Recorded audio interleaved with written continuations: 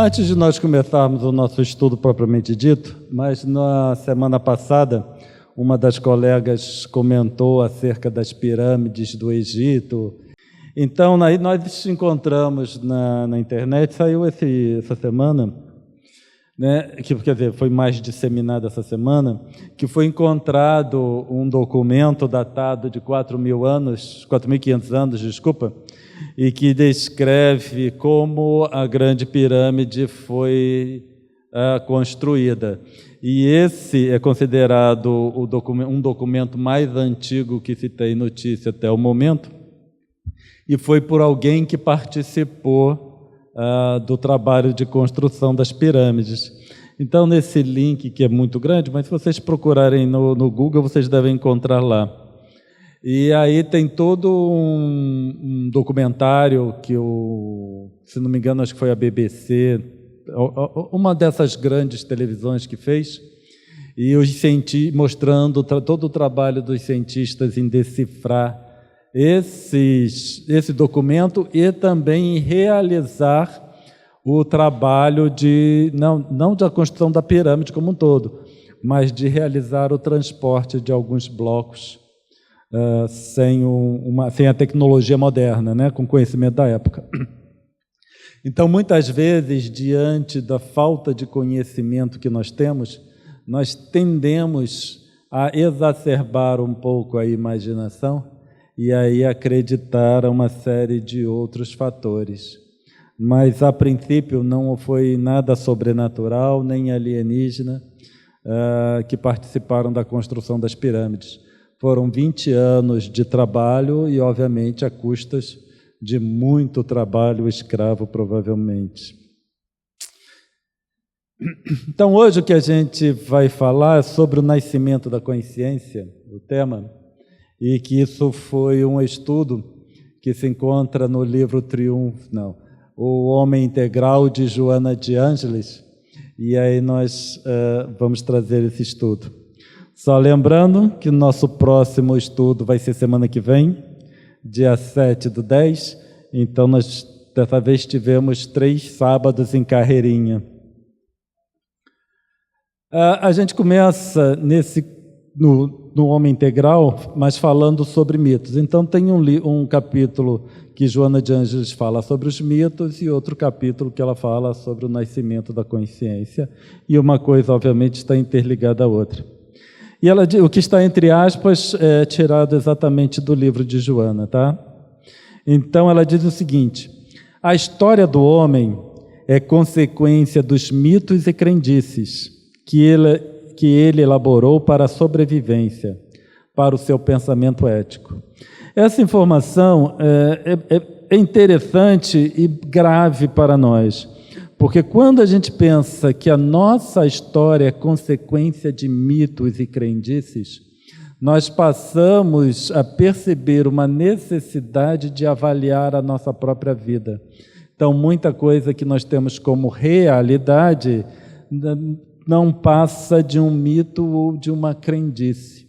E nós conduzimos a nossa existência baseado nessas crendices. Então, algumas crendices, né? Alguém paga o pato, que no final paga o gato, que é o tal do gato preto. Se o gato preto cruza a nossa frente, aí traz azar. Não, pode parecer brincadeira, mas tem muita gente que persegue e mata gato preto por causa dessas coisas, por causa de uma crendice. Obviamente que nós estamos falando aqui, isso é só um exemplo básico, mas nós estamos falando de mitos e crendices que estão mais voltados para a nossa própria existência, a própria forma como nós pensamos e conduzimos a nossa vida. Medos e ansiedades, aspirações e sofrimentos estereotipam-se em fórmulas e formas mitológicas que lhe refletem o estágio evolutivo. Em alguns deles, perfeitamente consentâneos ou de acordo com suas conquistas contemporâneas. Então, nós vemos que esses medos, ansiedades, né, aspirações, sofrimentos, nós vamos traduzindo isso na forma desses mitos, nas formas de histórias em que muitas vezes descrevem a forma como nós pensamos. Quando a gente pensa nesses mitos e crendices, é uma representação da forma como elaboramos nossos pensamentos, nossos processos mentais. E aí passa a ser fundamental, muitas vezes, nós avaliarmos o nosso sistema de crenças e valores para sabermos o que nós consideramos na nossa existência e que realmente deve ser válida ou não. Então, se a gente pegar o próprio exemplo aqui da pirâmide, em que, diante de uma obra faraônica, mas que se elabora uma série de crendices no seu entorno, é porque nosso pensamento ele é ainda voltado para o sobrenatural, nós ainda nos atrai. E para isso nós tendemos a acreditar a obra sobrenatural ou até obra de alienígenas baseado nessa nossa tendência. Um bom exemplo que eu vejo de como a nossa mente é voltada para essa visão mais mística é o próprio série daquele bruxo do Harry Potter, em que, se a gente vê, foi uma ideia, uma história que foi elaborada, mas que várias pessoas envolvidas com o tema ganharam uma fortuna. Por quê? Porque aquilo fala alto em nós, aquele misticismo, aquela mágica, aquelas fórmulas todas para se atingir objetivos mágicos, fala alto em nós. Aquilo é uma coisa que nos atrai. E por isso chama atenção. Chamando atenção, obviamente que não é uma crítica, porque afinal de contas aquilo tudo é um processo, foi um trabalho comercial, certo? Então, tudo um trabalho comercial. E aí, obviamente, que rendeu, né, muito dinheiro baseado na nossa necessidade. Quando a gente fala de espiritismo, nós precisamos ver essa relação que nós temos com essas questões místicas, para que não tentemos interpretar os conceitos espíritas sob uma visão mágica, sob uma visão mística, e trazendo mais para nós a conceituação que esses espíritos querem passar, e não como se fosse uma fórmula mágica. O pensamento cartesiano, com o seu senso prático, deu-lhes o primeiro golpe e lentamente decretou a morte dos mitos e das crenças. Então, com esse pensamento cartesiano, esse pensamento lógico, a princípio, né, decretou esse primeiro golpe, e esses mitos e essas crenças tenderam a diminuir. Quando a gente pega antes, comparando antes e depois, certo? Mas, infelizmente, não ficou aí. Então, ele diz, se por um lado favoreceu o homem que abandonasse a tradição dos feiticeiros, dos bichos papões, das cegonhas trazendo bebês, eliminou também as fadas madrinhas, os gênios bons, os anjos da guarda. Então, esse pensamento cartesiano, ao mesmo tempo que ele deu um golpe naquelas crenças, naqueles mitos, que eram nocivos para nós, ou que não fazia nenhuma diferença, também, né, decretou o fim daqueles mitos e daquelas crenças que de alguma forma traziam algum benefício para nós, como fada madrinha, gênio bom, anjo da guarda, em que nós paramos ou deixamos também de acreditar num ser especial ou um ser específico cuidando de nós. E obviamente que quando a gente, né, decreta o fim, por exemplo, da nossa crença num anjo da guarda, nós também vamos decretando o fim do auxílio de outros seres, tal como o próprio Jesus e também chegando ao próprio Deus como sendo Pai. E aí gerou-se, então, uma descrença muito profunda.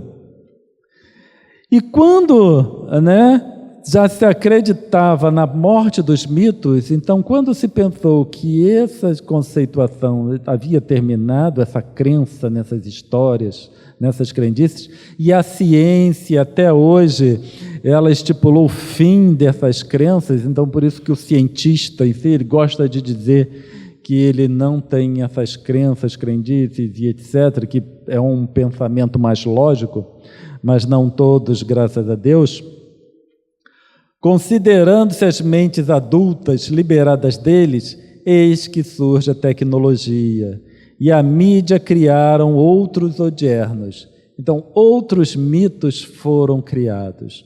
Aqueles outros, né, enquanto uns terminaram, outros foram surgindo.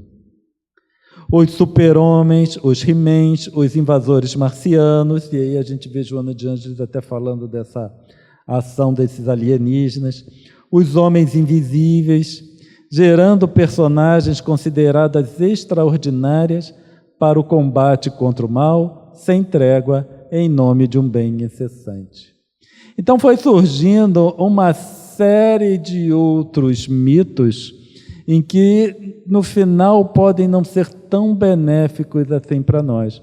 Quando a gente olha hoje em dia o papel da mídia em si, que enaltece certas pessoas, tornando-as formadoras de opinião, quando no final elas não têm a menor condição de ser formadoras de opinião, em decorrência da pequena ou pouca capacidade intelectual que apresentam, mas esses conceitos que vão sendo apresentados por serem os super-heróis de hoje em dia, vai traduzindo no comportamento dos jovens e de muitos adultos, comportamentos ou procedimentos enfermiços. Porque a nossa referência, a referência atual, ela hoje é de pouca capacidade intelectual. E tendo uma referência de baixa capacidade intelectual, obviamente o produto que pode sair dessa mente também vai ser de baixa qualidade. Mas, infelizmente, obviamente, continua atraindo a atenção daquelas mentes ainda em busca desses mitos. O importante é nós pensarmos que esses mitos e essas crenças, elas são fundamentais para nós. Nós precisamos disso. Então, por isso, não podemos terminar completamente, mas precisamos estabelecer um sistema de crenças e valores fixos e firmes, de forma a nortear a nossa própria existência. O exacerbar do entusiasmo tornou a ficção uma realidade próxima, permitindo que os jovens modernos confundam as suas possibilidades limitadas com as remotas conquistas da fantasia. Então, nós perdemos a noção da nossa capacidade, das nossas limitações. E hoje em dia a gente busca muito um comportamento que é apresentado na forma de efeitos digitais, efeitos da computação gráfica. Quando nós vamos olhar hoje os filmes, a maioria dos filmes, especialmente esses de ação, a maioria daquilo é criado numa tela de computador, certo? Só que quando nós nos deparamos com aquela tela, aquilo é tão real, chegamos a uma qualidade de efeitos gráficos em que a imagem que nós vemos parece tão real que a gente não consegue distinguir se é efeito gráfico ou não. E, obviamente, para aqueles que têm uma capacidade intelectiva limitada, eles nem pensam, nem consideram que aquilo é efeito de computação gráfica, por exemplo. Retorna-se, de certo modo, ao período em que os deuses desciam à terra, humanizando-se, e os magos, com habilidades místicas, resolviam quaisquer dificuldades, dando margem a uma cultura superficial e vandálica de funestos resultados éticos. Então a gente verifica, né, esses deuses desciam à terra, que é toda aquela parte mitológica da relação dos deuses com os humanos e deuses realmente vindo à Terra, hoje em dia nós trazemos o mesmo comportamento. Apenas esses deuses, né, que são considerados deuses, já não são mais provindos do céu, ou do Olimpo, mas são seres encarnados que no final tomam a forma de um deus, ou são considerados como deuses, para a população. E os malefícios decorrentes disso é uma população com uma cultura cada vez mais empobrecida, porque a referência, como nós falamos, é uma produção intelectual pobre. E, obviamente, aqueles que seguem vão trazer também a sua componente intelectual e cultural empobrecida. A referência que antes era de seres mitológicos, e esses seres mitológicos, esses mitos, essas crenças, tinham um motivo básico, e essa é a diferença crucial entre o antes e o agora, é que os mitos da antiguidade, as crenças da antiguidade tinham um motivo para serem considerados, terem sido gerados ou criados. Eles traziam uma expressão do pensamento humano. Hoje em dia, né, esses mitos, esses deuses, em decorrência da visão atual, eles já não trazem mais essa categoria. Então, hoje em dia, por exemplo, um exemplo muito comum é a confusão entre arte, o que é arte, e o que é um processo criador qualquer, um processo criativo qualquer. Então, a arte seria uma expressão do belo, que eleva o ser, eleva o sentimento do indivíduo. Um processo criativo qualquer não necessariamente o é, certo? É apenas um processo criativo. Alguma coisa, a partir do momento que eu faço alguma coisa que não existia, aquilo é um processo criativo. Pode ser bom ou mal, dependendo de como aquilo será utilizado. Então, essa confusão, nós perdemos também a noção do belo para a arte e tratamos processos criativos dos mais diversos como se fossem expressões artísticas, quando, na verdade, não deveriam ser assim considerados. Quando a gente traz para a nossa conceituação espírita, nós podemos ter uma abordagem bem mais profunda da nossa vivência, como nós vivemos. E por que esses mitos, essas crenças, elas passam a ser uma expressão do pensamento humano? Porque no final nós somos espíritos. Enquanto espíritos, essa é a minha realidade, essa é a nossa realidade. Enquanto espíritos, nós estamos aqui com um personagem. No meu caso, Cláudio Conte.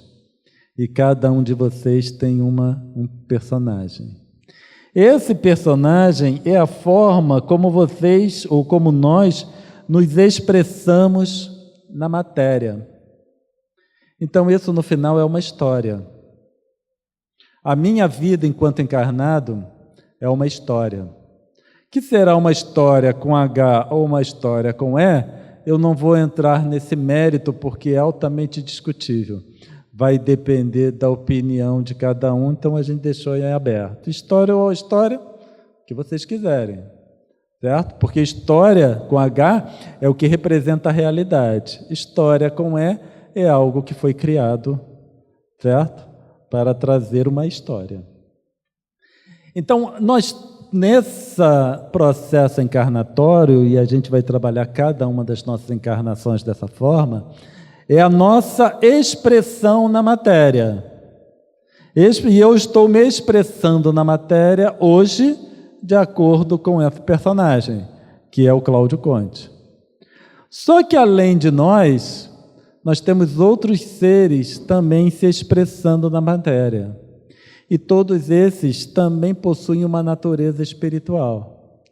A partir do momento que existe uma natureza espiritual envolvida, nós estamos falando de seres sencientes, certo? Seres que têm sentimento. E por isso eles também possuem uma história. É interessante porque a gente traz isso muito para nós, quando a gente vai falar em surgimento da consciência, porque nós trazemos muito para nós, mas nós desconsideramos esses nossos irmãos menores. Se todos vocês se levantarem e saírem agora e me deixarem aqui sozinho, eu vou me sentir abandonado. Por que eu vou me sentir abandonado? Porque eu me reconheço como parte de um grupo. Certo? Como eu faço parte do grupo, esse grupo percebe, se vocês saem e vão embora e me deixam aqui, falando sozinho, eu vou me sentir abandonado. Ao passo que se eu estiver num ponto do ônibus com pessoas que eu desconheço, chega um ônibus qualquer, que não é o meu, mas todos entram no ônibus e vão embora, eu não vou me sentir abandonado, porque eu me reconheço como não fazendo parte daquele grupo. A partir do momento que eu me reconheço ou fazendo parte de um grupo ou não, eu tenho uma consciência de mim mesmo. Eu sei o que eu sou, eu sei aonde eu pertenço. A partir do momento que nós abandonamos um animal e ele se sente abandonado, é porque aquele ser tem uma consciência do seu grupo. Ele tem uma consciência de pertencer a um grupo. A partir do momento que ele tem uma consciência de pertencer a um grupo, ele tem a consciência de si mesmo. Certo? Então, quando nós vemos hordas de animais cuidando muitas vezes dos seus, que vão ficando para trás, é porque, ou então, aqueles que estão ficando para trás tentando acompanhar um grupo, é porque eles têm consciência de si mesmo e eles têm consciência de pertencer a um grupo. A partir do momento que isso é uma verdade, esses seres têm consciência de si mesmo.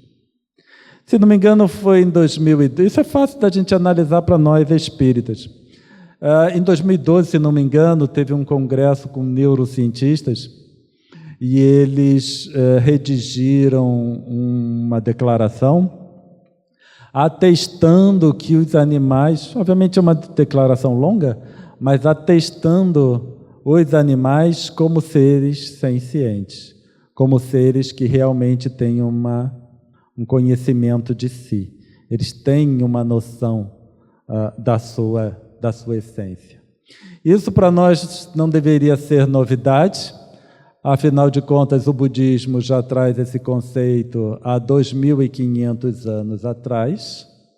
Então, já são conceitos que nós, com conhecimento espiritual dos seres vivos, já deveríamos conceber e conhecer. Então, cada um desses seres, eles também têm a sua expressão na matéria, portanto, eles também têm a sua história. E essa história é que vai conduzi-los ao aprendizado. Tá bom? Quase, hein?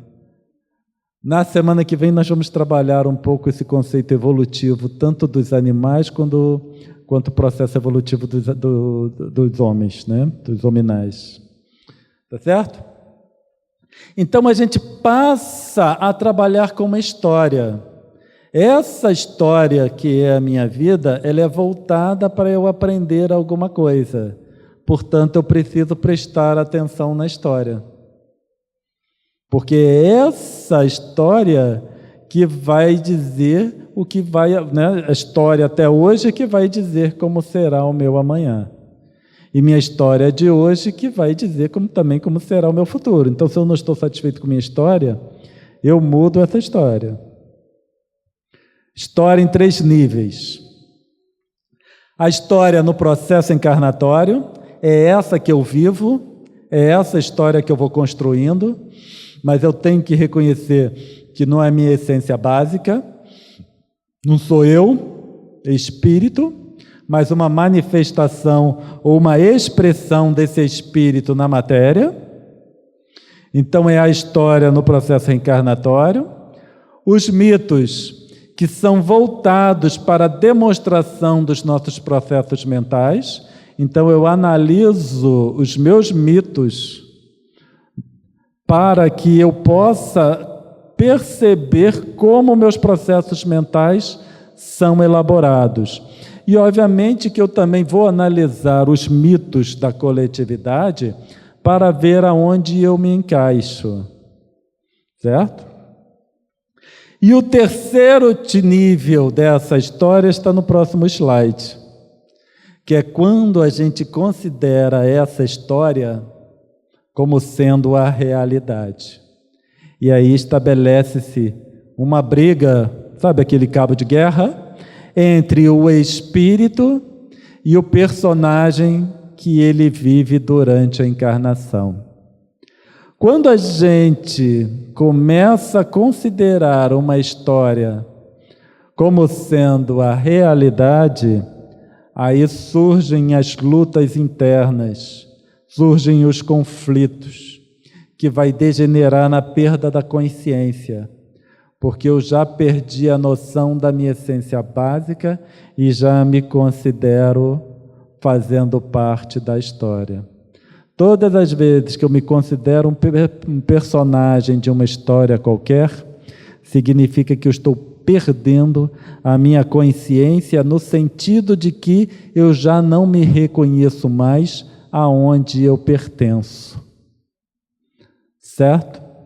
Então, diante de um filme qualquer, por exemplo, se eu me reconheço como fazendo parte daquele filme e já me comporto daquela forma, eu já estou perdendo a noção do meu grupo, da onde eu pertenço na realidade.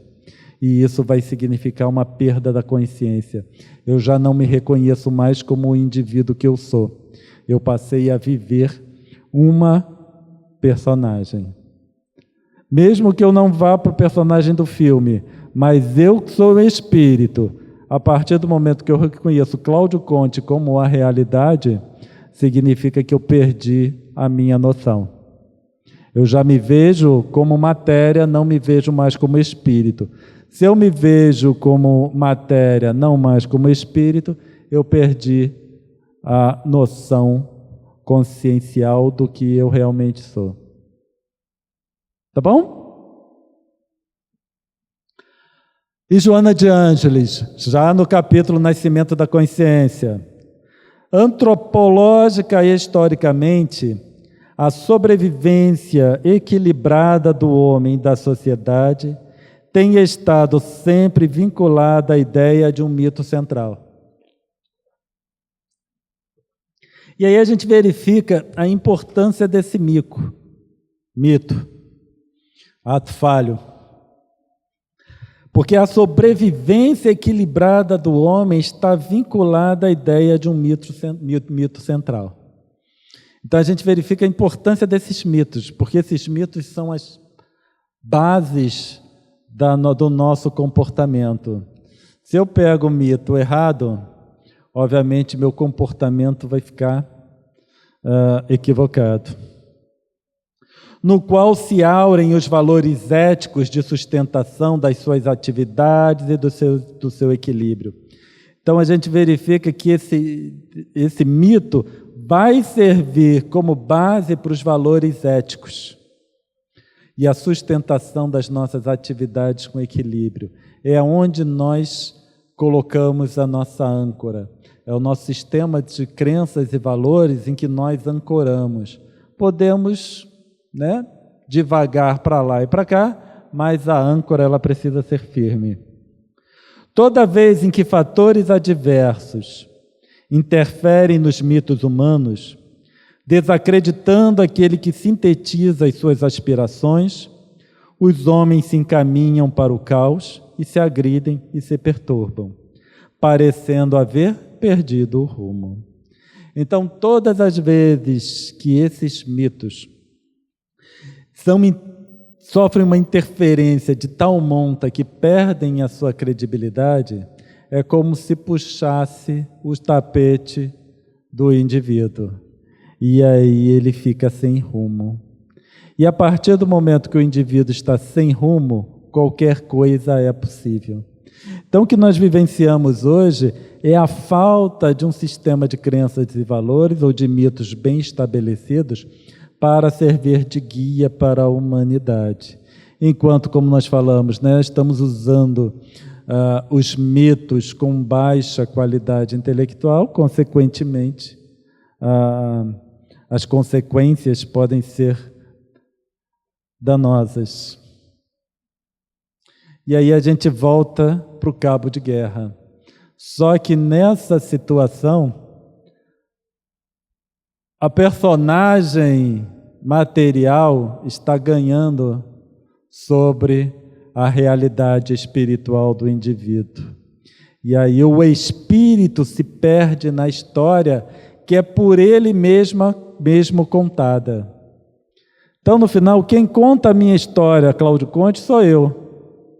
Só que o espírito pode se perder na própria história.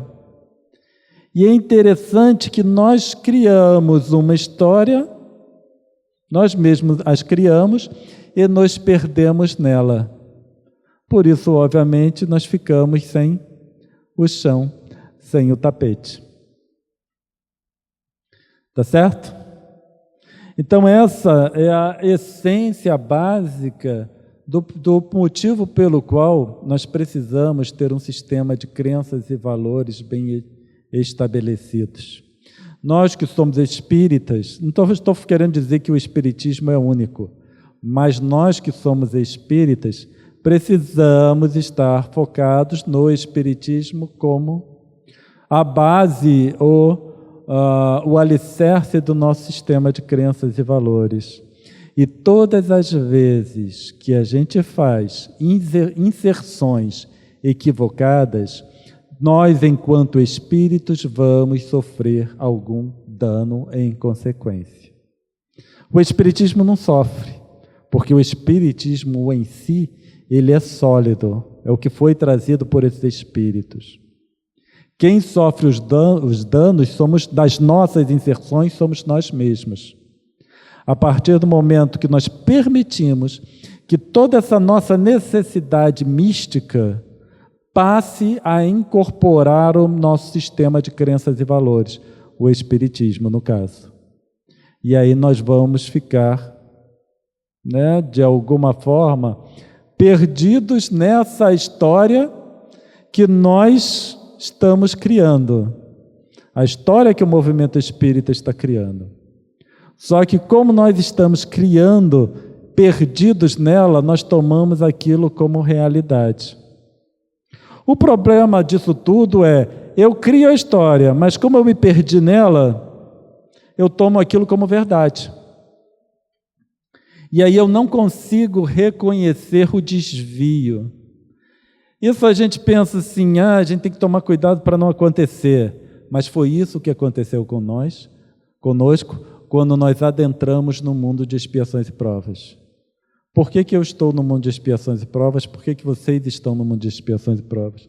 Porque isso aconteceu conosco, em algum momento da nossa existência espiritual. E hoje, nós lutamos para sair dessa condição. O que nós estamos fazendo hoje não é evitar entrar nessa situação. O que nós estamos fazendo hoje é tentar sair dessa situação.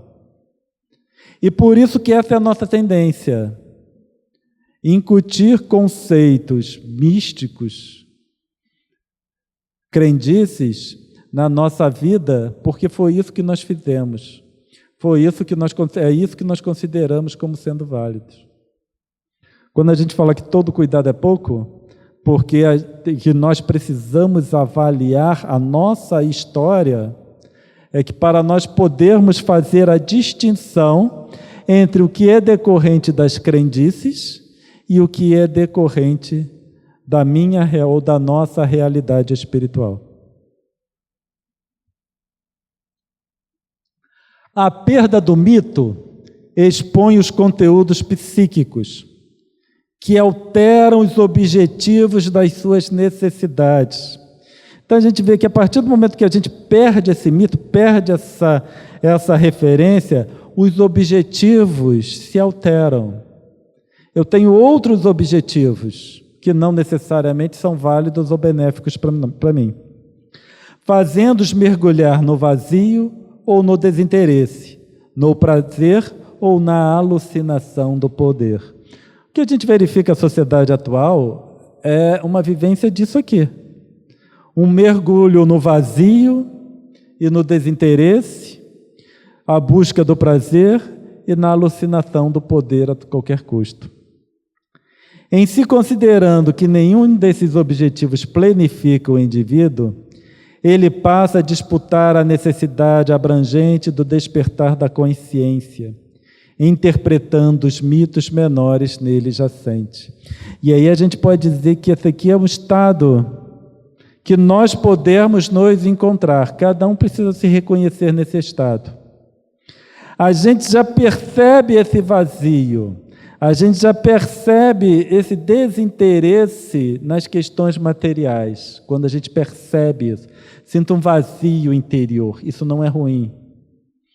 Perde o interesse direto nessas questões materiais, porque a gente precisa se reconhecer que esses objetivos não nos planificam. E aí o indivíduo passa a buscar conscientemente, interpretando os mitos menores que ainda permanecem, os fragmentos de mitos, dos mitos que ainda permanecem em nós. Porque esses mitos foram gerados ou nasceram, estou falando dos mitos reais, né, não os mitos atuais, eles nasceram para nos reintegrar à nossa realidade espiritual. Certo?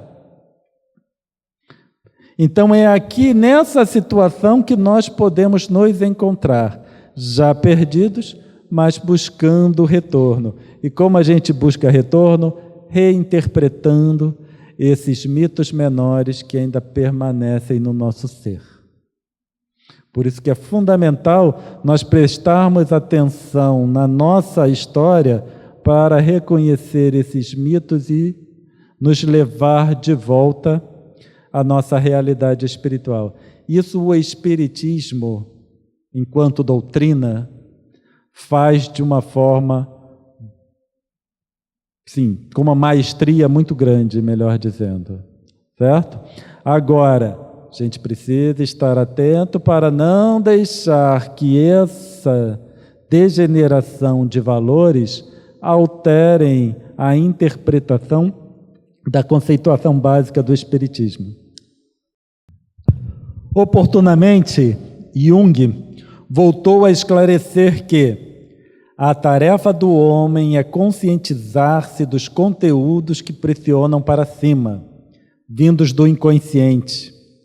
Esse despertar e crescimento da consciência, ainda segundo o eminente psicanalista, termina por afetar-lhe também o inconsciente. Então, no fundo, nós temos conteúdos do inconsciente que estão nos impulsionando para cima.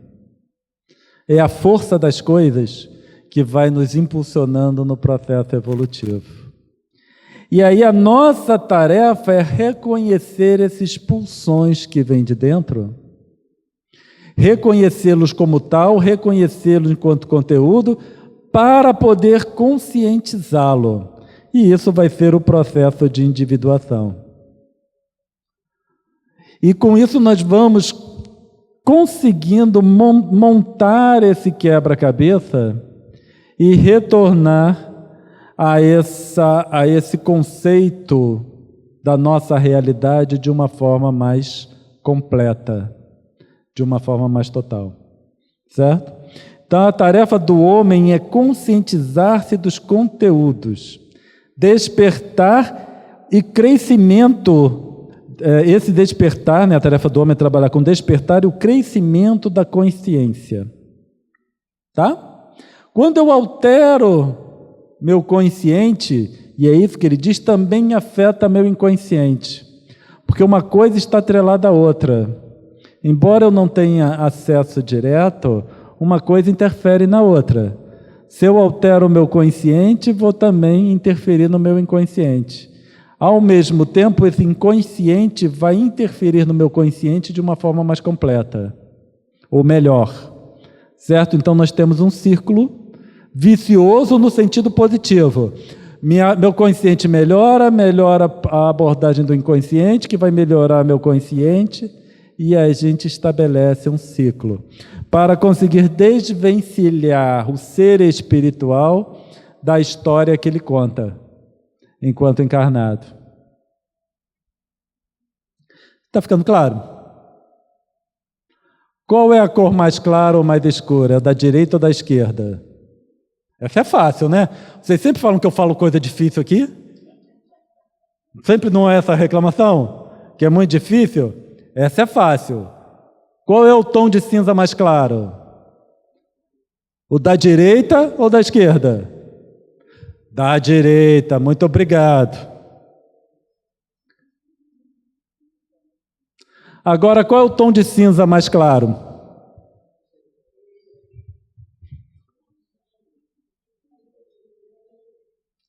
Aí já fica em dúvida, certo? Quando a gente aproxima, aí dá para ver melhor. Mas aqui fica difícil. Aqui fica difícil. Então nós precisamos aproximar, comparar para olhar. O que acontece? Quando nós temos opostos, coisas diferentes, eu só consigo reconhecer se são diferentes ou não a partir do momento que eu tenho capacidade de discernir. Então aqui é muito fácil. Aqui já é difícil. Certo? Então, para eu discernir, eu tenho que prestar mais atenção. Significa, eu tenho que botar um microscópio para olhar com cautela. No caso, das cores, que é simples, é aproximar uma coisa da outra. Quando a gente fala, né, em identificar contrários e opostos, eu vou perceber os contrários e os opostos, o grau, né, de desvio um do outro, dependendo da minha capacidade de visão. Não visão dos olhos, mas de visão de discernimento. Ficou claro isso? Então vamos lá. Deste modo, o nascimento da consciência se opera mediante a conjunção dos contrários. Então, quando nós, na nossa situação que nós nos encontramos, como já vimos um pouco atrás, certo? A gente só vai começar a conseguir renascer com a nossa consciência, ou restabelecer, a partir do momento que nós nos deparamos com contrários. Porque se tudo ficar na mesmice, a gente não exercita o nosso pensamento. A gente não vai buscar o bem pelo puro bem. Isso é característico de um mundo de espíritos, de um mundo de expiações e provas. Espírito evoluído, ele busca o bem pelo simples bem. Nós não. Nós precisamos de opostos para perceber o que é uma coisa e o que é outra. Porque nosso conhecimento, nosso conceito de bem e bom é altamente falho. Haja vista que hoje a gente confunde arte com processos criativos dos mais variados níveis. Sem essa dualidade dos opostos, que leva à reflexão, e aí eu vejo o seguinte, esses espíritos elevados, eles reflexionam sem a necessidade da dualidade. Eles exercitam raciocínio sem necessidade de serem postos à prova. Nós não. Nós só somos levados à reflexão a partir do momento que nos é apresentada uma dualidade. No processo da individuação, não há aumento real da consciência, que somente se opera entrando em contato com os opostos e os absorvendo. Então, para nós, espíritos do mundo de expiações e provas, num processo, e vamos considerar nós, nesse processo de reintegração da consciência, em que estamos coletando os fragmentos de mito que existem em nós devemos usar esses opostos, ou a dualidade, para reflexionar, prestar atenção, analisar, e aí a gente conseguir definir o que é bom e o que é mal, o que é história contada e o que é realidade espiritual. Agora, a capacidade de distinguir os opostos depende do discernimento alcançado. Esses são os nossos tons de cinza. Eu consigo muitas vezes perceber que entre um assassinato e o não assassinato, tem uma diferença muito grande. Mas muitas vezes a gente não consegue perceber que dar R$100 para fraudar alguma coisa também é um dano grave. Mas pelo discernimento eu considero isso aqui muito pequeno, não faz diferença. E aí a gente acaba trabalhando. O filósofo Agostinho de Hipona escreveu nos seus livros, num dos seus livros, e ele se disse assim, um ser mesquinho, muito baixo, porque ele roubava fruta na casa do vizinho. Ele pegava a fruta. Vai pegar uma fruta, Ele pegava uma fruta para comer. E muitas vezes a gente fala, pegava uma fruta. A gente não tem isso como uma coisa grave. Mas a partir do momento que eu me apodero de qualquer coisa que pertence a outra pessoa, é alguma coisa grave. Não importa se é uma maçã ou se são 100 milhões de reais. O dano para mim existe, certo? Enquanto 100 milhões de reais causa danos para um grande número de pessoas. Tá bom até aqui? Vamos analisar um mito, então? Qual é o mito que mais fala em nós? Jesus.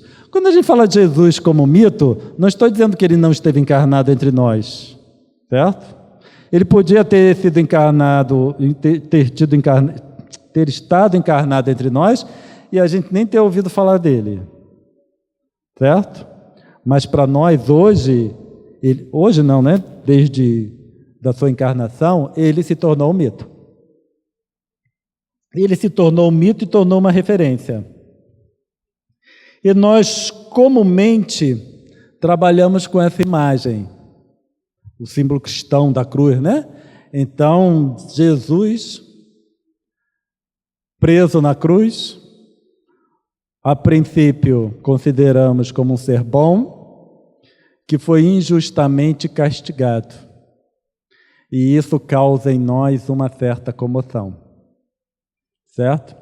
Se nós preferimos interpretar que ele intencionalmente se colocou naquela posição para nos salvar. E aí nós, além de olhar com ternura, nós olhamos também com agradecimento. Porque uma coisa que é interessante, que quando alguém paga pelas nossas faltas, a gente sente um alívio. Certo? Fui eu que peguei aquela água, mas eu vi que culparam outra pessoa. E eu, graças a Deus, vai atrás daquela pessoa, não vai atrás de mim. A gente sente um alívio. E quando a gente tem essa imagem, e mesmo nós espíritas, quando a gente olha, a maioria de nós pelo menos, quando a gente olha a imagem, ainda somos remetidos da salvação. E nós olhamos ainda como um alívio. Ainda vem em nós um alívio, porque no final ele foi crucificado para nos salvar. Essa é a imagem que a gente vê, que fica na nossa mente, não é? Mas só que a imagem, o mito não foi só bem esse. Existiam 2 ladrões, um de cada lado. Quando a gente olha para o ladrão, a gente não tem outro sentimento, a gente não tem o mesmo sentimento. Já vem um sentimento de, é o castigo. Roubou, tem que ser castigado. E a gente fica tranquilo. Tanto é que os dois ladrões raramente vêm na nossa mente. A gente fica com a imagem de Jesus na cruz, mas a gente não pensa os dois ladrões na cruz. Quando vem essa imagem, a gente se remete de novo a Jesus, porque ele foi injustiçado e comparado aos dois ladrões. O mito é esse como um todo. Quando a gente pensa no mito Jesus crucificado, é isso como um todo. Como é que a gente vai interpretar esse mito na sua completude? Nós vemos o seguinte, que seres bons pagam o mesmo preço, muitas vezes, que os seres que não são tão bons assim. E aí a gente precisa, então, reconhecer os seres não pela forma como eles se apresentam, mas a forma como são sua essência espiritual. E enquanto essência espiritual, todos nós somos iguais perante Deus, independente se é ladrão ou não, porque somos todos filhos de Deus. Como todos filhos de Deus, nós precisamos amar a todos como amamos a nós mesmos. Em contrapartida, a gente vê o sofrimento de Jesus, quando a gente percebe ele sozinho. Mas os dois ladrões também sofreram. Foi justo? Foi injusto? Aí muitas vezes a gente julga que foi justo. Então nós julgamos sofrimento do outro quando nós consideramos que ele cometeu uma falta. E aí o sofrimento é justificável aos nossos olhos. Justificando aos nossos olhos o sofrimento alheio. Mas a gente não quer sofrer. Se a gente não quer sofrer, os dois ladrões também não queriam nessas condições. Então esse mito de Jesus crucificado, ele precisa ser avaliado que os opostos existem. Muitas vezes nós acreditamos o mesmo valor em ambas situações, desses opostos, que nós não distinguimos. Quando a gente fala em sofrimento, a gente precisa reconhecer que todos sofrem. Eu vejo o sofrimento de Jesus, mas não vejo o sofrimento dos ladrões. Então a gente precisa ampliar. Eu preciso ver o sofrimento dos ladrões. E eu preciso ver o sofrimento daqueles que são falhos, para exercitar o meu perdão, a minha caridade para com o próximo. Só que, em contrapartida, também vou reconhecer que eu sou falho. Por isso, também vou trabalhar com o meu auto-perdão. Certo?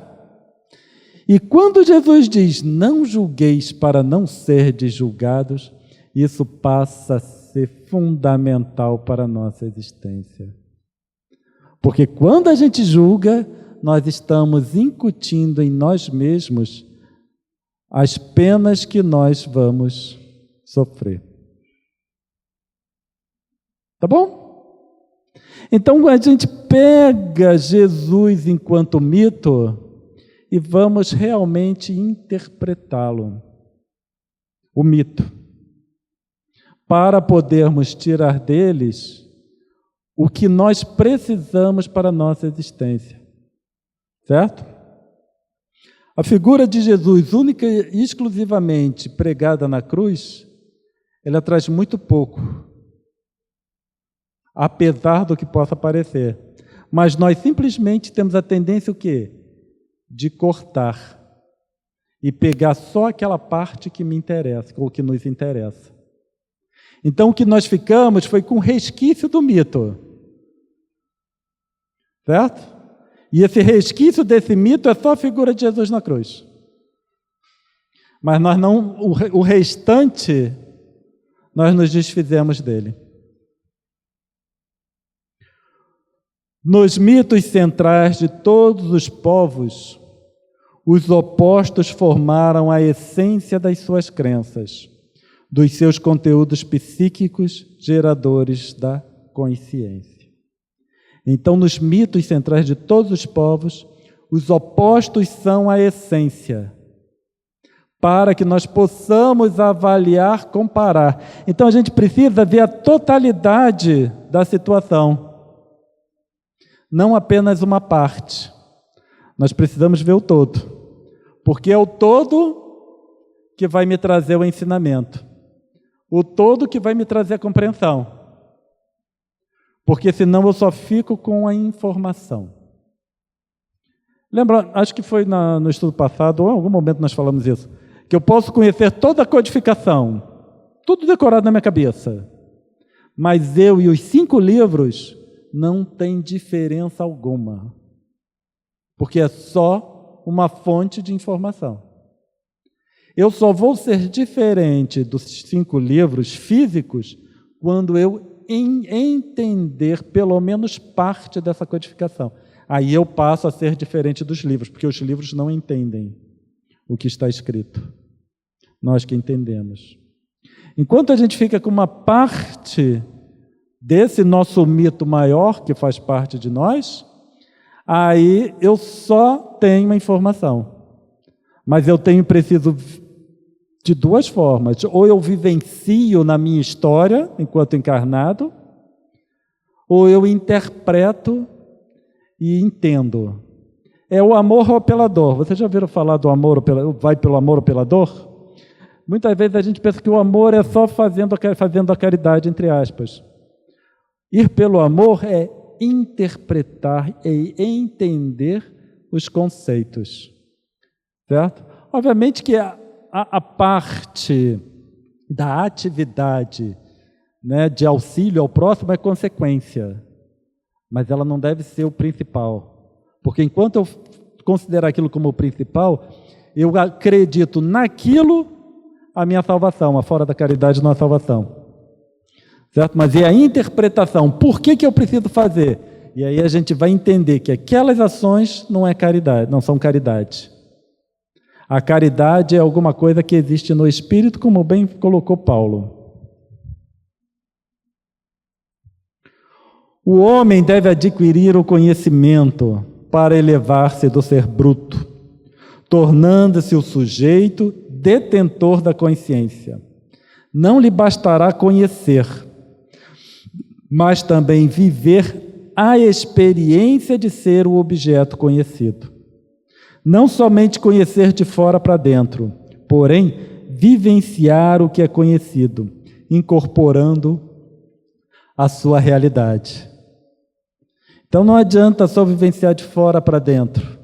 Eu dou pão achando que eu vou me elevar. Eu preciso incorporar aquilo à minha realidade. Eu preciso ter o conhecimento do processo, o entendimento do processo todo. Os mitos, logo mais, cederão lugar à realidade que já se apresentam no início como símbolos de uma nova conquista desafiadora e que se incorporarão a pouco e pouco ao cotidiano, ensinando disciplina, controle e respeito por si mesmo, aos outros, às autoridades, que no homem se fazem indispensáveis para a feliz coexistência pacífica. Então, esses mitos vão ceder lugar à realidade. E todos os mitos, outros mitos que são muito próximos de nós, são os ensinamentos de Jesus. As parábolas de Jesus. São todos mitos que falam muito perto de nós, ligados ao cristianismo de alguma forma. Certo? Agora, quando a gente analisa esses mitos que são os ensinamentos de Jesus, eu tenho que interpretá-lo na sua totalidade. Não adianta eu pegar só a parte que me interessa. Certo? Eu tenho que pegar o ensinamento de Jesus, qualquer um que seja, e eu tenho que interpretá-lo na totalidade. Não é só o que me interessa. Não julgueis para não ser julgados. Então é não julgar por Deus. E o que a gente vê muitas vezes, somos nós espíritas julgando e estabelecendo uma pena. Certo? Um que realmente, né, obviamente, a gente percebe muito, e que há pouco tempo nós lemos um texto a respeito, é o próprio Hitler. O movimento espírita fala de Hitler, assim, de uma forma completamente sem o mínimo de compaixão. A gente fala daquele espírito que está sofrendo, ou já sofreu, pelo menos, as consequências das suas ações. E aí a gente vem e, de tempo em tempo, fica lembrando. E a gente estabelece, eu li que, né, a pena que Hitler deve estar cumprindo centenas de anos no cabedal ou no lamaçal de não sei o que, não sei o que lá, não sei o que lá. Quem somos nós para saber, meu Deus do céu? A quantidade de agravantes e atenuantes é tão grande. Certo? A forma que nós temos de reparação é tão grande. O arrependimento é tão grande. Não vamos julgar. Se a gente quer fazer alguma coisa, oremos, tanto por ele quanto de tantos outros que foram vítimas na situação, certo? Oremos. E isso vamos pegar todos aqueles que a gente fala mal. Esses personagens que a gente fala mal, no movimento espírita fala mal, certo? O movimento espírita fala mal. A gente pega e façamos preces, certo? Não é porque é um indivíduo que a gente pode crucificá-lo, porque ele cometeu uma falha que eu posso crucificá-lo sem perdão. Cabe a Deus o julgamento, se é que ele julga, do que será necessário e o que não será necessário. E a gente sempre deve lembrar que nós nunca fazemos nada sozinhos. Tá bom? Sempre somos acompanhados. Agora, o pior de tudo, eu tenho minhas falhas. Eu, pelo menos, vou tentar não conduzir vocês às mesmas falhas que eu tenho. Isso é o mínimo que eu posso fazer enquanto espírita. Eu sei, não julgueis para não ser julgados, mas eu, Cláudio, julgo. Pelo menos eu não vou expor minhas ideias, para levar os outros também a julgar, a julgamentos. Porque, né? Porque o problema é que a gente nunca quer ir para o umbral sozinho. A gente sempre precisa prestar atenção nisso. A gente nunca quer ir para o umbral sozinho. Quanto mais gente no umbral, mais gente conhecida no umbral, melhor. Então, tomemos cuidado com isso. Ensinamento de Jesus, codificação, ela deve ser analisada em profundidade, na totalidade. Não é só pegar aquela parte que me interessa. Porque pegar o que me interessa, nós fizemos isso ao longo de várias encarnações.